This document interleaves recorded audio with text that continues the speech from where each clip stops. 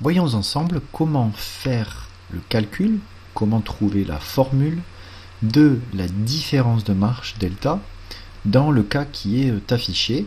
C'est un cas de lame à face parallèle puisque les diodes sont parallèles et ça enferme du verre. C'est pas de l'air qui est au milieu, c'est du verre. Donc on dit que c'est une lame de verre à face parallèle. Ce genre de lame pour fabriquer des interférences doit être éclairé avec des rayons très inclinés, de toutes sortes d'inclinaisons possibles. Donc là j'ai fait un rayon par exemple avec une inclinaison I, et ça fabrique des rayons réfléchis, des rayons transmis. Là on va étudier la famille des rayons qui traversent la lame, donc en transmission. Je les ai notés, ces rayons T1 et T2. Et ces rayons T1 et T2, ils vont interférer, on va un peu forcer les choses avec une lentille, ils vont interférer sur un écran, en constructif ou en destructif, je ne sais pas, parce que justement je n'ai pas la formule de la différence de marche et je voudrais bien l'avoir pour faire les calculs en fonction de l'angle I, etc. Alors, la différence de marche, on va la calculer avec une différence de marche géométrique, à laquelle on va rajouter une différence de marche physique. Ces deux termes, différence de marche géométrique et physique, ne se calculent pas de la même manière, mais ils s'appuient tous les deux très fortement sur le visuel du schéma et le visuel notamment des rayons. C'est-à-dire que on peut colorier les rayons, par exemple le rayon T2, dire que c'est le rayon vert et le rayon T1, le rayon rouge, pour vraiment voir les trajets qu'ils ont fait, ces rayons, parce qu'ils n'ont pas fait le même trajet.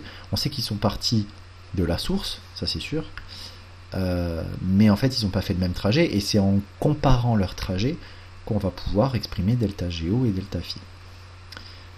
Allons-y pour delta Go. Alors pour voir delta Go, il faut regarder les trajets et voir lequel des deux a fait le plus de chemin.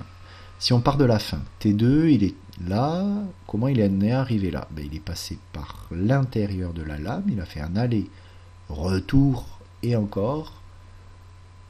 En fait il était venu de là. Donc en fait il a fait un sacré ping-pong, pam poum, et il est sorti par le bas en se cognant deux fois à l'intérieur de la lame. Donc il a bien visité l'intérieur de la lame, T2.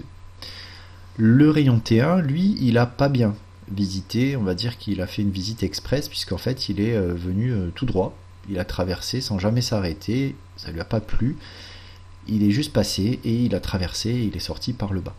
Donc pas du tout le même chemin, le rayon vert a fait beaucoup plus de distance que l'autre, et on peut donc exprimer ce surplus. Alors ce surplus il est là, hein, c'est ce morceau là plus ce morceau là, c'est deux fois le même en millimètres, et donc la différence de marche géométrique, on peut imaginer que ça va être deux fois l'épaisseur.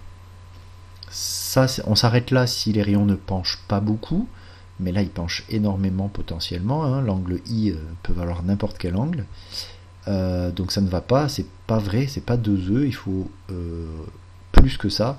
Et heureusement, sans rentrer dans les détails, on peut corriger l'expression en multipliant par le cosinus de l'angle qui est, je vais vous le montrer, qui n'est pas l'angle I, qui est, hop, ici.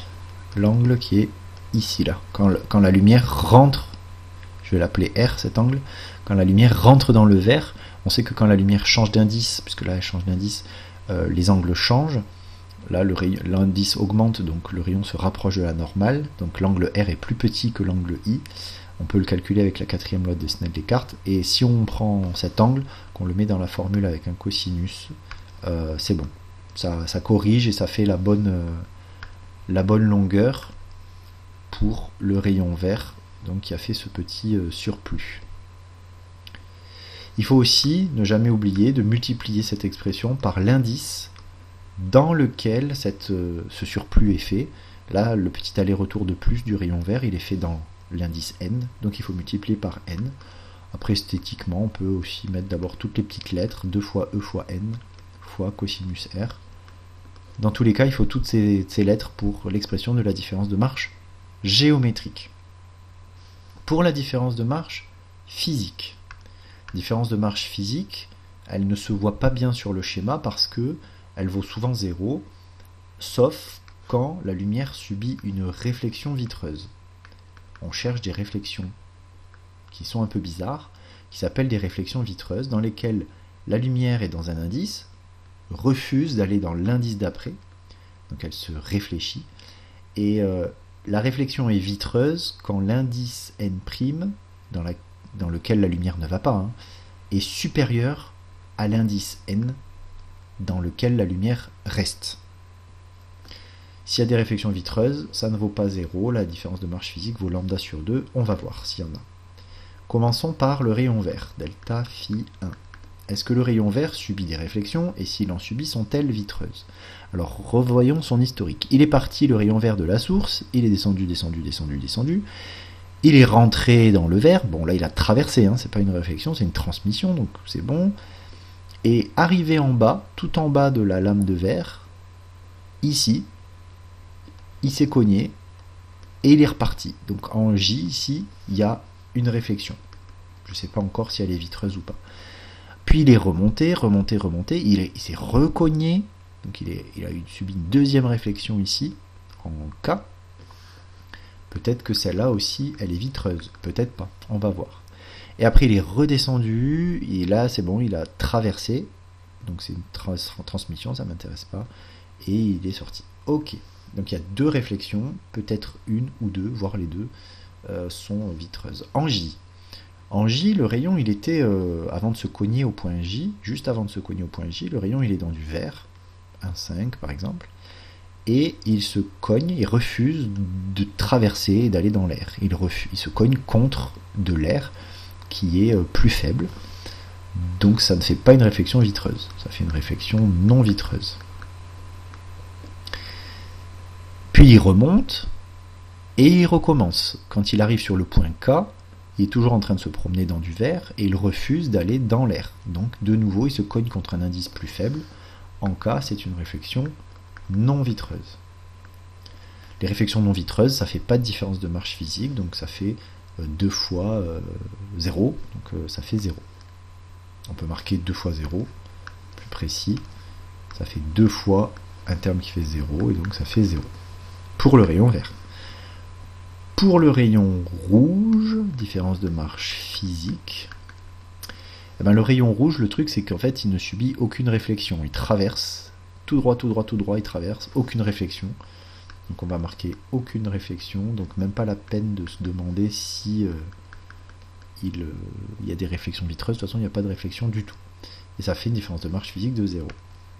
Donc c'est assez rare, ça fait 0 et 0. Si on garde les habitudes, c'est important de conclure dans la copie, la différence de marche physique c'est soit delta phi 1 moins delta phi 2, soit delta phi 2 moins delta phi 1. Bon, là dans tous les cas ça fait 0 moins 0 à chaque fois, donc ça fait 0. Et la différence de marche physique c'est sûr, ça fait 0 au final. On en conclut que la différence de marche pour une lame de verre à face parallèle en transmission, c'est égal à 2 fois E fois N fois cosinus de l'angle R.